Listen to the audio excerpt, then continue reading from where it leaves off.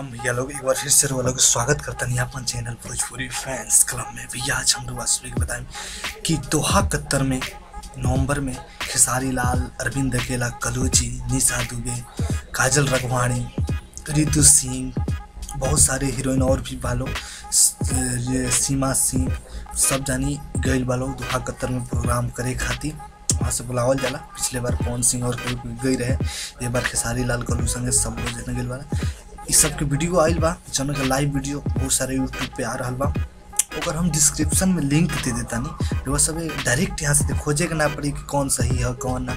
हम ओकरा के देखले बानी जौन सही बा, जौन ओरिजिनल बाटे इनकर स्टेज शो के वीडियो को हम नीचे में डिस्क्रिप्शन में दे देता नहीं। 4-5 डिस्क्रिप्शन में मतलब लिंक रही पहले तो हरियर हो जाए तो जा कुछ होखे लगे ओकरा पर क्लिक करके और डिस्क्रिप्शन में नीचे क्लिक करके वहाँ से वो डायरेक्ट देख सकते हैं। थैंक यू भैया, ऐसे ही न्यूज खातिर हेल्प करे खातिर हरदम वीडियो बनावत रहो खातिर हमारे चैनल को सब्सक्राइब कर ली।